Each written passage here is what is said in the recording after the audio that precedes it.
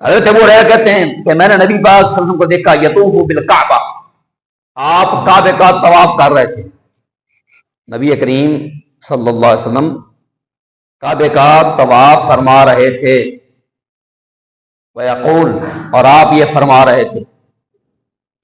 کعبے کا طواف فرما رہے تھے نبی پاک، اور ساتھ یہ فرما رہے تھے، کیا فرما رہے تھے؟ فرمایا ما اطیبکی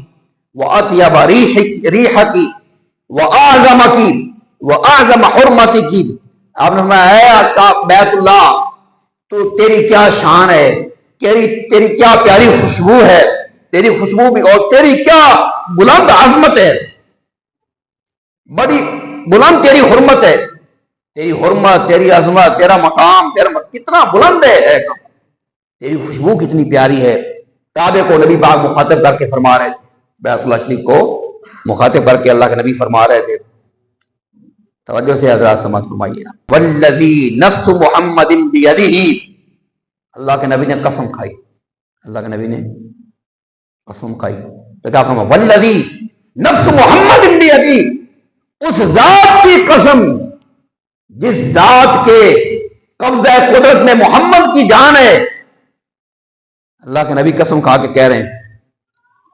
جو کلمہ پڑھتا ہے نبی پاک کا امتی غلام عاشق ہونے کا دعویٰ دار کرتا ہے،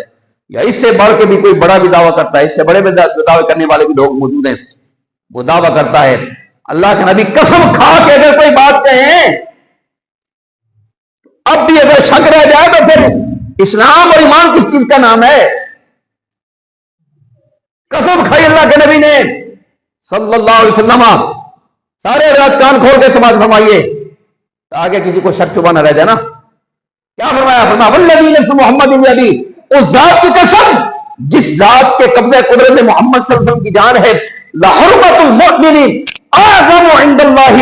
حرمتا منکی، فرمایا اے بیت اللہ تیری بڑی شان ہے، بڑی عظمت ہے، لیکن اللہ کی قسم اٹھا کے کہتا ہوں بندہ مومن کی عزت اور حرمت اور شان تیرے سے بھی بڑھ کے ہے اللہ کی نظر میں۔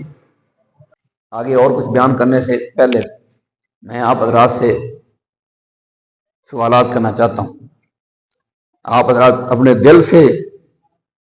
اپنے ہی دل کو جواب دیجیے، مجھے بھی جواب دے دیں تو عرض نہیں۔ یہ جو نبی پاک نے فرمایا ہے کہ اے بیت اللہ تیری کیا عزت ہے، کیا شان ہے، ہم سب مومن ہیں نا، بیت اللہ کی عزت حرمت تو ہمارے سب کے دل میں ہے نا، سب کے دل میں بیت اللہ کا احترام ہے، ہم جاتے ہیں اس کا طواف کرتے ہیں اور بڑے فخر کے طواف کرتے ہیں، بیت اللہ شریف کی تو عزت اور حرمت سب ہم مانتے ہیں۔ تو ہمیں اور سوال یہ ہے کہ اللہ کے نبی فرماتے ہیں کہ اے بیت اللہ تیری عزت اور حرمت سے بڑھ کے، تیرے مقام سے بڑھ کے، تیری شان سے بڑھ کے ایک بندہ مومن کی شان ہے اللہ کی نظر میں۔ تو یہ جو مومن کی شان بیت اللہ سے زیادہ بتائی ہے اللہ کے نبی نے قسم کھا کے، یہ شان کس کو حاصل ہے؟